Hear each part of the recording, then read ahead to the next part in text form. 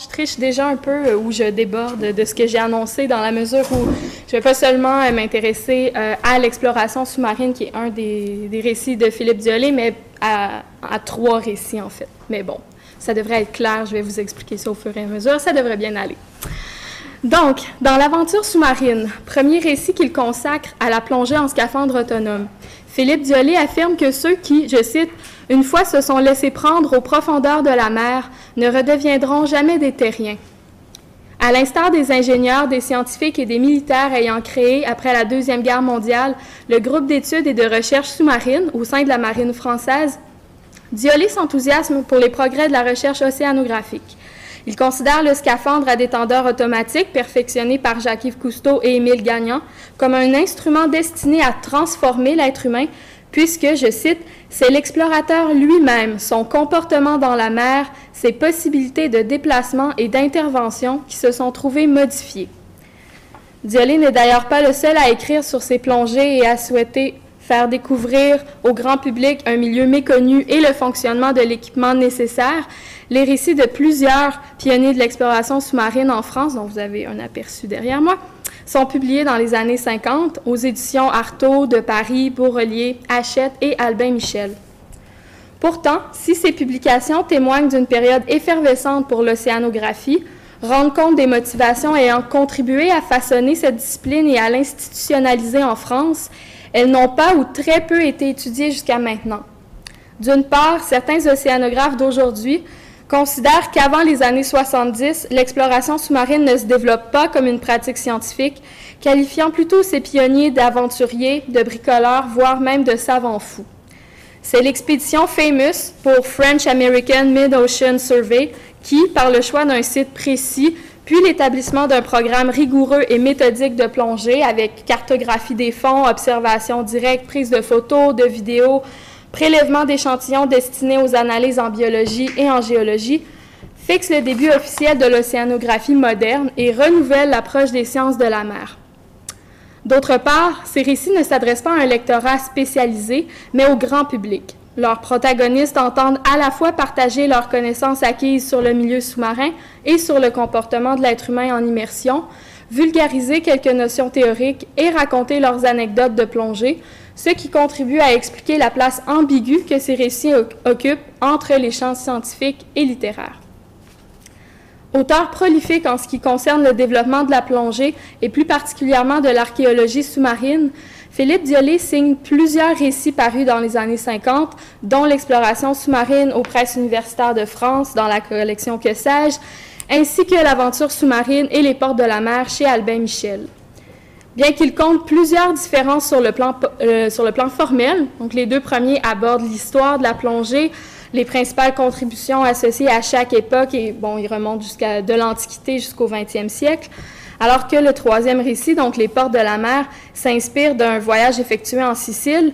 Je montrerai que ces récits se rejoignent grâce à une poétique de la métamorphose et nourrissent une représentation hyperbolique, sublime, de la science et de la technique, dont je peux d'ailleurs pas m'empêcher tout de suite de vous donner, bon, il y a la citation que j'ai lue au tout début, mais la deuxième qui me semble donner le ton de l'exploration sous-marine selon Diolé, je cite, « Depuis des milliers d'années, l'homme pressent que les véritables richesses océaniques se situent sous le miroir de la surface et il rêve de se les approprier. Pourtant, la masse des eaux demeure au 20e siècle un monde inconnu, à peine moins mystérieux que Mars ou la Lune, des milliers de kilomètres cubes d'eau. Tel est l'enjeu de la suprême conquête de l'humanité. » Donc, le scaphandre autonome non seulement rend possible l'observation d'un milieu situé au-delà d'une frontière longtemps considérée infranchissable, mais se révèle comme le moyen d'élever l'être humain au-dessus de sa condition terrestre. Dédiant les portes de la mer à Gaston Bachelard, nous verrons aussi comment l'écriture de Diolé entend poursuivre les réflexions amorcées par le philosophe dans L'eau et les rêves. Son 2e essai consacré à l'imagination de la matière est paru en 1942. Donc, Diolé qualifie à maintes reprises le scaphandre autonome d'instrument au service de la connaissance, d'instrument de recherche scientifique pour la biologie et la géologie, entre autres, en plus de le considérer aussi comme un outil pour l'historien et l'archéologue. Pour lui, l'exploration sous-marine doit avant tout être une entreprise de curieux, de savants, car le milieu sous-marin demeure encore au milieu du 20e siècle un autre monde. La surface de l'eau est comparée à un miroir séparant deux univers distincts, grâce à un masque, donc des palmes, des bouteilles d'air comprimé à haute pression et un détendeur ou régulateur qui débite l'air à la demande et surtout à la pression de l'eau environnante. Le scaphandre autonome est conçu comme le moyen grâce auquel l'être humain peut franchir désormais cette frontière ou miroir de la surface, rendant possible l'observation directe de la faune et de la flore subaquatique. Même si de cet équipement, le détendeur apparaît comme l'élément technique novateur et surtout sans lequel le plongeur ne pourrait respirer, Diolé s'attarde peu sur lui. Il mentionne plutôt les principaux facteurs qui affectent les sens sous l'eau, principalement la vision. Donc, il énumère des phénomènes comme la réfraction des rayons lumineux à la surface de l'eau, ainsi qu'à travers l'air emprisonné dans le masque, l'absorption des couleurs, la diffraction de la lumière selon les particules en suspension dans l'eau. Si le masque n'apparaît pas comme un instrument d'optique sophistiqué, il n'empêche qu'il constitue le cadre artificiel grâce auquel le plongeur accède visuellement à un milieu situé au-delà de la portée naturelle de ses sens. Décrire les phénomènes influençant sa vision apparaît donc comme le moyen d'authentifier, de rendre aussi objectif que possible le récit de l'expérience oculaire. Or, le masque, voire l'ensemble de l'équipement conditionnel à la plongée, tend à s'effacer lorsqu'il s'agit de raconter le moment vécu de la découverte. Le scaphandre autonome n'est plus seulement l'instrument permettant d'observer le milieu subaquatique, mais celui d'une véritable révélation ontologique. Je cite, « Je traversai le miroir, je cessai d'être ce corps blême et flottant aux gestes saccadés que les poissons et les plongeurs aperçoivent avec quelque dégoût. » L'expérience qu'il nomme son baptême sous-marin lui a ouvert un royaume et offert des richesses, je cite de nouveau, que nul ne peut plus m'enlever. Il m'a fourni des clés qui m'ont ouvert certaines parties de moi-même. Parti à la découverte d'un univers aquatique, j'en apprenais d'abord plus sur moi que sur lui. Donc, Diolé rappelle que les scaphandriers du 19e siècle et même, en fait, jusqu'au début du 20e siècle, descendaient directement au fond de l'eau et que leur équipement, composé d'un casque de métal, d'une combinaison très encombrante reliée par des câbles à la surface et surtout le scaphandrier qui portait des bottes à semelles de plomb, tout ça leur valait des surnoms tels que pieds lourds et captifs. En comparaison, le plongeur équipé d'un scaphandre à détendeur automatique apparaît, je cite, « non seulement libéré de toute attache, de corde de sécurité et du tuyau d'air, mais comme un être se déplaçant dans toute la masse marine, aérien, planant, volant, libéré de la pesanteur. » L'allègement de l'équipement influence directement l'expérience vécue en plongée et fait miroiter les potentialités d'un être humain augmenté. Pour des plongeurs comme Diolé, ayant appris à se mouvoir et à respirer dans l'eau grâce au scaphandre autonome, le progrès scientifique et technique apparaît comme un signe annonçant l'acquisition de pouvoirs destinés à une plus grande maîtrise ou exploitation des ressources de la planète. On se souvient d'ailleurs que, selon lui, c'est l'enjeu de la suprême conquête de l'humanité, rien de moins. Donc, même s'il évoque plusieurs divinités marines, leur promptitude à la métamorphose, donc qu'il s'agisse de Thétis, Protée, Océan, Poséidon, c'est d'abord la figure d'Icare qui s'impose pour comprendre la quête que poursuit Diolé, car, je cite, « il y a dans le vol une obsession parallèle à celle de la plongée. Elle consiste en une soif de dépasser une condition strictement terrestre, d'échapper au seul plan horizontal et vertical et de se déplacer au sein d'un volume d'air ou d'eau dans le cas de la plongée. » Donc, le plongeur, je cite, « en battant l'eau, décrit des ondes lumineuses, des ailes ensoleillées qui magnifient ce terrien pataugeant à la frontière d'un monde. » La possibilité d'échapper à la pesanteur enivre celui qui, en plongeant, a l'impression de voler, même s'il doit pour ce faire recourir à la technique, tout comme les ailes conçues par Dédale à l'aide de plumes et de cire sont les nécessaires matériaux de son vol. Ovide, dans ses Métamorphoses, évoque l'admiration de celui qui, apercevant Dédale et Icare, pense que, je cite, « ces êtres qui pouvaient voyager dans les airs étaient des dieux. » D'emblée, Diolé distingue les nageurs des plongeurs, les terriens de ceux qui, comme lui, se libèrent, même temporairement, de la pesanteur, Puis il rapproche la plongée du vol aérien parce que les deux permettent au corps de se mouvoir sans plus nécessiter le soutien d'un espace fixe et solide. L'innovation technique génère une exaltation grâce aux nouvelles capacités qu'elle offre, mais la métamorphose telle que l'espère ou l'entrevoit Diolé ne saurait se limiter à l'apport d'une quelconque machine, puisque, je cite, « c'est le corps lui-même qu'il faut sublimer. Le mettre dans un avion ne suffit pas.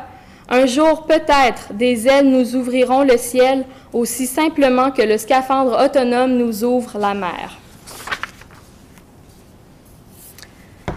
Donc, la sublimation de l'être humain, sa transformation de terrien à plongeur, nécessite que l'équipement se fonde autant que possible au corps, qu'il ne fasse plus qu'un, que les sens ne perçoivent plus le cadre artificiel de l'expérience.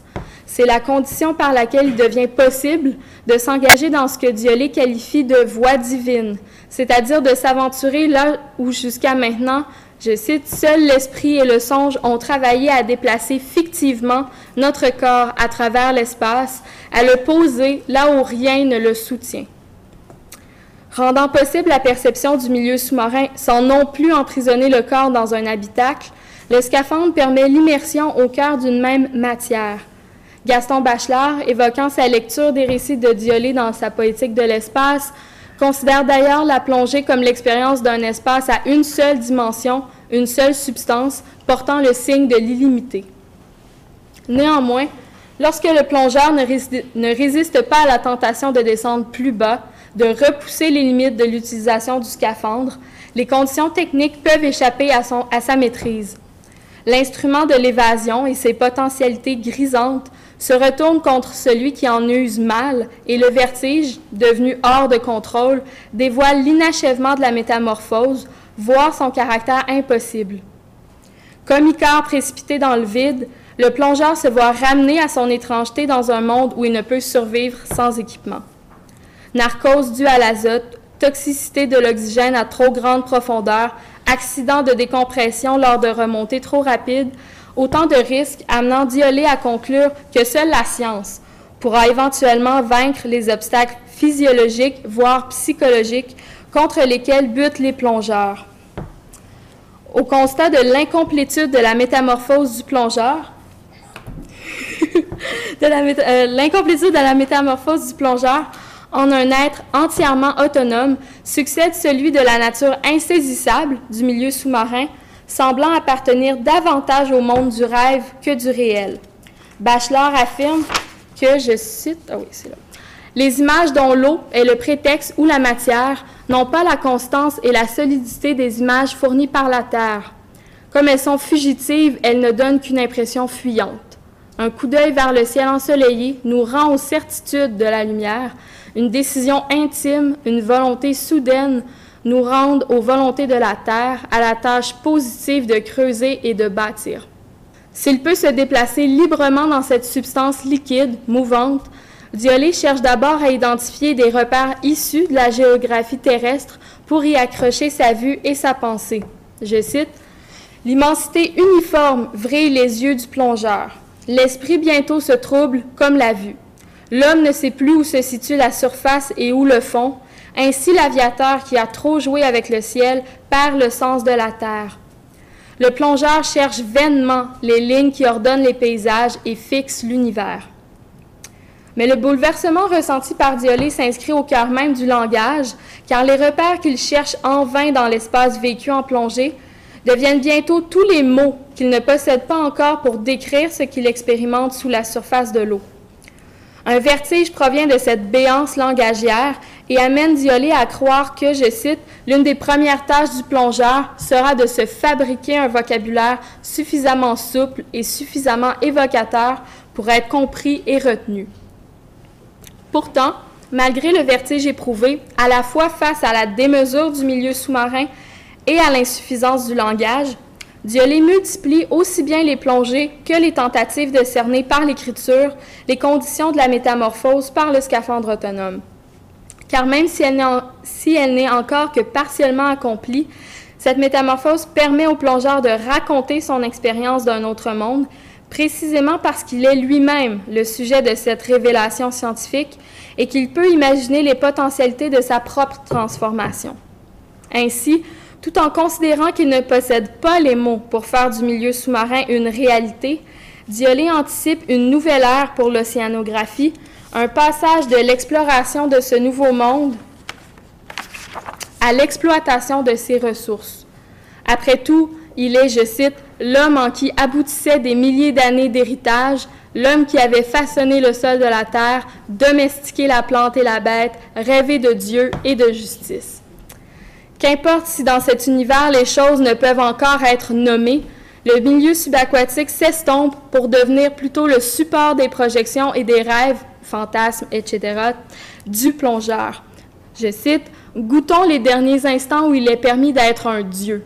Moment parfait où le plongeur s'arrête entre le fond encore visible sous ses pieds et cette croûte de moirure et de reflets qu'il va ouvrir d'un coup de tête pour recevoir dans les yeux tout l'éclat du ciel, tout l'éclat du monde. » Bien que chacune des plongées représente une très faible portion du milieu subaquatique, c'est dans la démesure de milliers de kilomètres cubes que se mire l'entreprise du plongeur. Si Diolé évoque la figure de Narcisse, c'est pour déplorer que ce dernier n'ait pu suivre son reflet au-delà du miroir. Tandis que le plongeur, lui, revient à la vie terrestre après s'être mesuré à la nuit liquide, après avoir atteint le fond de la mer, là où, je cite, « quelqu'un nous tend un miroir où nous verrons une autre image de nous-mêmes ». Lorsqu'il remonte vers la surface de l'eau, c'est tout le milieu subaquatique qui semble mener le plongeur vers une connaissance plus élevée, sublime, de lui et des ambitions qu'il mêle à la recherche océanographique. Merci.